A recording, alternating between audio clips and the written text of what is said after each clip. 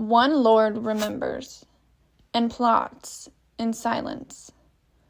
This is the story of Wyman Manderly and his secret vengeance against the Boltons.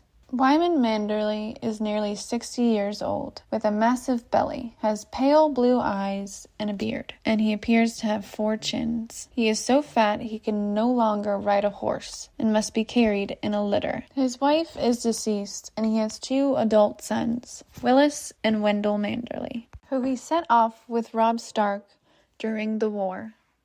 He is seen as a craven and foolish. This is a clever front, however, as Wyman is shrewd, calculating, and intelligent. Wyman's heir, Willis, is captured by the Mountain in the fighting at the fords of the Trident. His second son, Sir Wendell, is killed by crossbowmen at the Twins in the Red Wedding. The Red Wedding broke the heart of the North. Robb Stark was betrayed by those sworn to his cause. In his place, the Boltons have risen up, now ruling with fear. But not all in the North have forgotten. To the Boltons, Wyman Manderly appears loyal, a compliant lord, fat with feast and flattery. But in truth, he plots. When the Lannisters' small council learns that Wyman has imprisoned Lord Davos Seaworth, an envoy of Stannis Baratheon, Queen Cersei Lannister orders Manderly to execute the Onion Lord. Instead, he hatches a plan to use a look-alike prisoner to take Davos's place.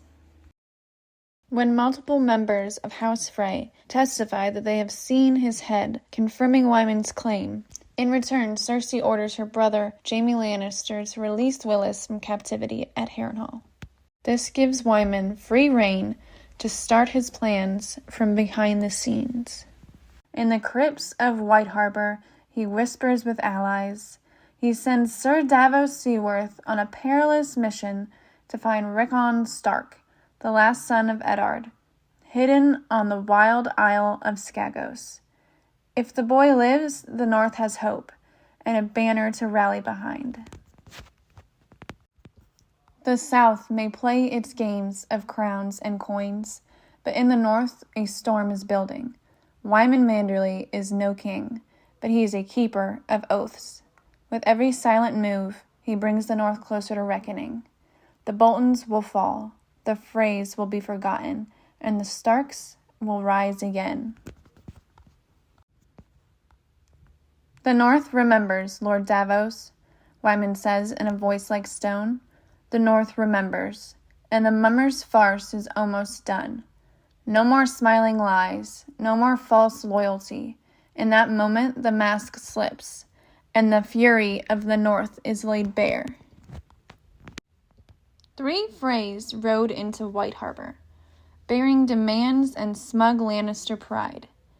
Wyman Manderly offered them bread and salt. But when their business was done, he gave them fine horses to ride home, a gift, and with that gift the guest rite ended, and the Freys never reached their destination. At Ramsay Bolton's wedding feast, Lord Manderly presented 3 grand pies. The meat was savory, the spices bold. Guests devoured them none the wiser, but Wyman's eyes glinted with something that day. He indeed knew the Freys were there, just not in their seats. Wyman lets the Freys boast. He lets the Boltons gloat, and the Lannisters believe he is tame. Yet every bow, every feast, every false smile hides a blade in waiting. He gathers northern lords behind closed doors. He hides Stark loyalists in plain sight. Every act of submission is a stone in the foundation of rebellion.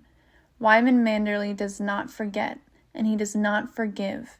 He waits until his enemies are blind to the dagger poised at their throat.